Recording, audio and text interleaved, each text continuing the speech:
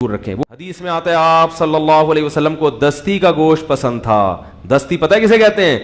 بکرے کے جو اگلا حصہ ہے نا, یہ جنت کنالج کا لفظ مجھے پتہ ہے نالج ہے, میں مذاق میں کنالج کہہ دیتا ہوں اس کو, کیونکہ اس پہ بھی لوگ کہتے ہیں اس لیے کہ آپ کی تاکہ آئکنو کے کنالج ہے. اور اتنا لوگ اعتراض کرتے ہیں کہ مجھے ڈر ہوتا ہے کنائف سے مجھے نہ مار دیں کہیں, ٹھیک ہے. تو مجھے پتا ہے یہ کیس سائلنٹ ہے, ویسے ہی میں تھوڑا سا چٹکلے کے لیے, کچھ اب لوگوں کے اپنے مزاج بھی ہوتے ہیں نا, وہ مجبور ہوتے ہیں اس مزاج سے بھائی. تو اپنا مزاج تھوڑی کسی کی وجہ سے چینج کیا جا سکتا ہے. تو وہ جو ہے کہ رسول اللہ صلی اللہ علیہ وسلم دستی کا گوشت کھاتے تھے. پائے جو ہے نا, پائے یہ دستی کے اچھے ہوتے ہیں, پچھلے پائے مزے کے.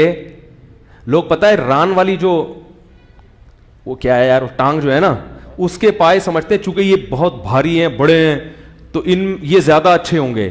ایسا نہیں ہے.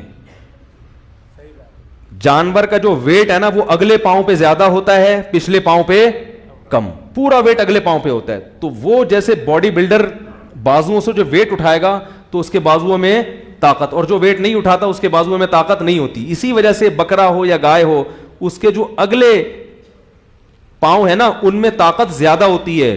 تو پائے جب پکایا کریں, اگلے ٹانگوں کا پکایا کریں, اس میں رس زیادہ نکلے گا, اس میں چکناہٹ اور قوت اور پروٹین زیادہ ہوتے ہیں.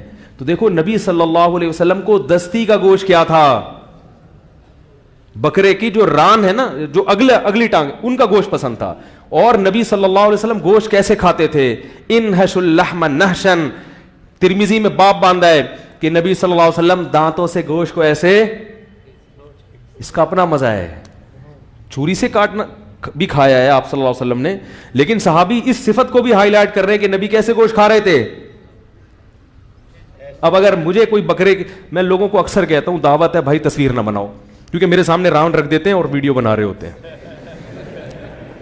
لوگ کہیں گے پتہ نہیں کیا پھوڑنے پھاڑنے والے ایک مولوی پیدا ہو گئے, بکرے کھا رہے ہیں. ایک دفعہ ہم سوراب گوٹ پہ بیٹھے ہوئے تھے, وہ جو مشہور ہوٹل ہے, تو وہاں کی روٹیاں اتنی بڑی بڑی ہوتی ہیں. میرے سامنے اتنی بڑی روٹی رکھی اور تصویر فیس بک پہ, ایسا لگ رہا تھا یہ جائیدادیں کھانے کے لیے یہاں بیٹھا ہوا ہے. میں نے وہ تصویر ہٹوائی, میں نے کہا اللہ کا واسطہ ہٹاؤ, لوگ سمجھ رہے ہیں پتہ نہیں کیا کھانے آئے یہاں پہ, اتنی بڑی روٹی تھوڑی میں کھا سکتا ہوں یار. تو نبی صلی اللہ علیہ وسلم نے ران کا گوشت کھایا ہے. ہم اگر کھا رہے ہوں تو لوگ بولیں یہ دیکھو رانے پھوڑ رہے ہیں بیٹھ کے.